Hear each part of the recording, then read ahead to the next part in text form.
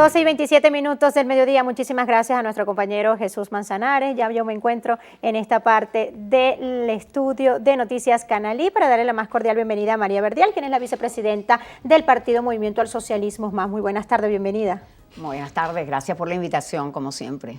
Bueno, muchísimos temas que abordar y aprovechar el tiempo en televisión, que siempre es corto para este tipo de entrevistas, pero quería iniciar acerca de cuáles serían las palabras con respecto al recién triunfo de Luis Ignacio Lula da Silva en Brasil y el no reconocimiento que ha hecho todavía Jair Bolsonaro ante su derrota.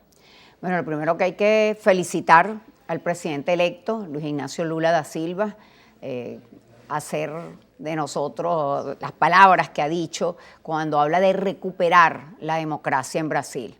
Entonces ahí decimos que el autoritarismo no tiene vertiente, puede ser de izquierda, puede ser de derecha, y sin embargo vemos cómo la reacción que ha tenido el presidente Bolsonaro, dejando entre comillas la aceptación, pero llamando a la protesta pacífica. Van 4 días de protesta. Precisamente, entonces, bueno, por el bien de la nación, tanto de Brasil como un pueblo hermano, como de Venezuela, esperamos que esto se normalice y que llegue la recuperación de la democracia a Brasil y a favor de toda Latinoamérica. Diplomacia de paz ha decretado el presidente Nicolás Maduro, y hago énfasis en esta frase o en esta expresión, motivado también en el acercamiento que se ha hecho con Colombia tras la victoria y la llegada de Gustavo Petro a lo que es las riendas del país neogranadino.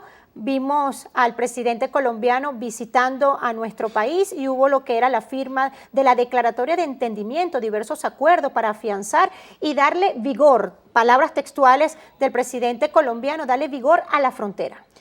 Bueno, también como saludamos en su momento el triunfo de Gustavo Petro, por supuesto que hay que saludar la reactivación de las relaciones, tanto diplomáticas como comerciales con Colombia, lo que fue aproximadamente 6-7 años de discusión y de confrontación que afecta directamente a un pueblo, también un pueblo hermano, a una frontera, una de las fronteras más vivas en Latinoamérica, y por supuesto todo lo que conlleva poder con las asimetrías que tenemos en este momento en Venezuela por la pandemia, por la crisis económica y todo lo que eso significa, poder ser competidor en seguramente las ofertas económicas y el intercambio comercial que pueda tener el hermano país. A favor de Venezuela y a favor de Colombia tenemos que saludar y por supuesto tener expectativa en lo que también el presidente Gustavo Petro señaló en la regularización del paso fronterizo y evitar todo lo que significa ese tráfico por las trochas. Y todo lo que ahí convive. Entonces, creo que hay que poner mano dura por parte de ambos gobiernos y, por supuesto, revisar todo lo que haya que revisar a favor de volver al encuentro de estos dos pueblos, que siempre se ven más afectados, por supuesto, los ciudadanos, los habitantes de Colombia y Venezuela, que en un momento no se sabe si son, porque la relación es tan íntima y tan estrecha que es necesario pasos como estos, como los que se están dando, los cuales saludamos. Bueno, desde ayer se está dando a conocer información con respecto al nuevamente el acercamiento entre gobierno y oposición para el diálogo. En esta oportunidad el escenario vuelve a ser México, la intervención y la participación del país azteca y Noruega.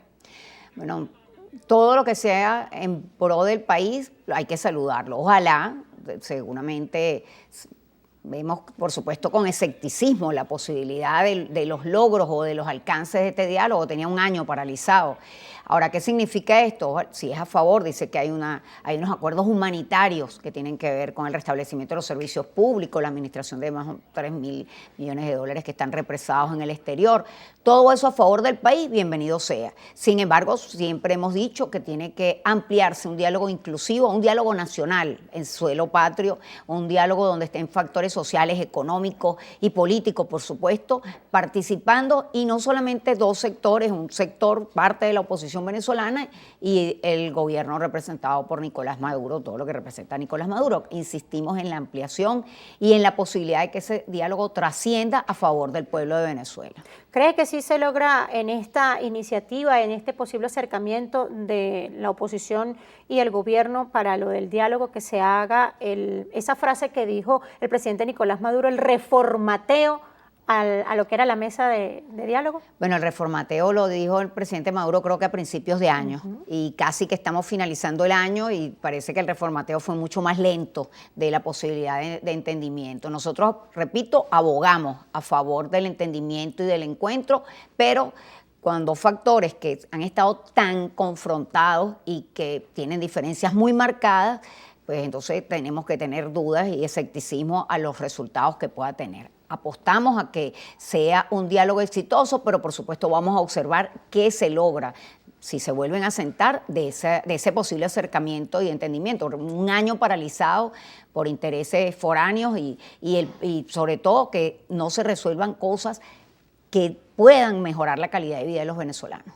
¿Cómo se prepara el MAS para las elecciones primarias? Vemos factores de oposición que todavía no están como al 100%. ¿Habrá primarias? ¿Se logrará el consenso? Escuchamos al primer vicepresidente del Partido Socialista Unido de Venezuela que dice que no habrá primaria, que todo apunta que no consolidarán este procedimiento los factores y sectores de oposición, sino que serán un consenso. Él hablaba hasta de 3 candidatos, mencionaba. Bueno, nosotros le decimos al vicepresidente del PSUV que por qué no propone primarias dentro del PSUV para ver qué pasa dentro de esa instancia.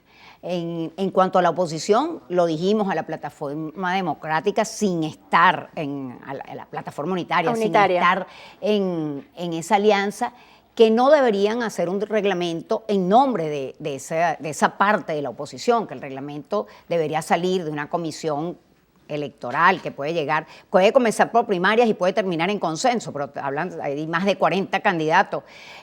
Nosotros apostamos a la selección de un candidato que represente a los sectores democráticos del país.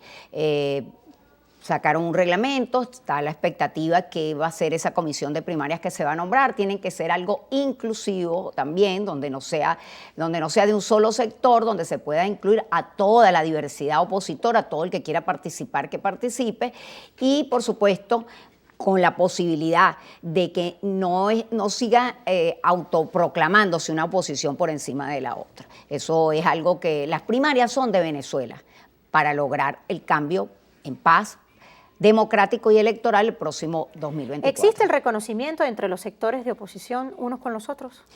Bueno, no existe el reconocimiento y existe desconfianza. Eso es muy grave. Nosotros, el MAS no tiene mayor problema en eso porque nos sentamos con todos los sectores y humildemente hacemos la propuesta que hacemos. Nosotros hablamos de primarias, doble vuelta, sobre todo para poner una candidatura sólida en la expectativa, recobrar la confianza del electorado y, por supuesto, llevar un candidato ganador para el 2024. Todavía falta mucha agua que correr, vamos a esperar el primer trimestre del año, seguramente tendremos ya respuesta de cuál es la comisión electoral, cuáles son las reglas de juego claras y bueno, el MAS tendrá decisión en referencia a llevar o un candidato propio o apoyar a algún candidato, o estar expectante también de qué es lo que sucede con la posibilidad de las primarias de Venezuela, no de un sector de la oposición. Para cerrar, elecciones primarias. Estamos hablando de las elecciones primarias que tienen que llevar a cabo, por supuesto, los actores de oposición, pero la pregunta que quería formularle era un posible adelanto de las elecciones presidenciales. ¿Están preparados los sectores de oposición en este instante? Mira, el tema del adelanto de las elecciones, nosotros desde el MAS no vemos la necesidad del gobierno de Nicolás Maduro de adelantar elecciones. Todas las encuestas señalan el rechazo que tiene, está seguro por lo menos su presidencia hasta el 2024. Un adelanto de las elecciones se adelantan y se entregan en el 2025, estarían entregando la presidencia en caso de perder. Son cosas que están en el escenario, trapos rojos que lanzan. No vemos que ahorita exista ninguna necesidad de adelanto de elecciones. Las elecciones están pautadas en el marco constitucional para finales del 2024. Debe ser el ente electoral quien fije el cronograma electoral en el momento oportuno y no lo que diga el Ejecutivo Nacional o lo que soliciten de manera extemporánea cualquier sector de la oposición. María Verdial, muchísimas gracias por acompañarnos en la entrevista meridiana de Noticias Canalí. Gracias por la invitación. Bueno, estábamos conversando en esta oportunidad con la vicepresidenta del Movimiento al Socialismo Más. Amigos, nos vamos a la pausa, a la vuelta, información internacional. No se vayan.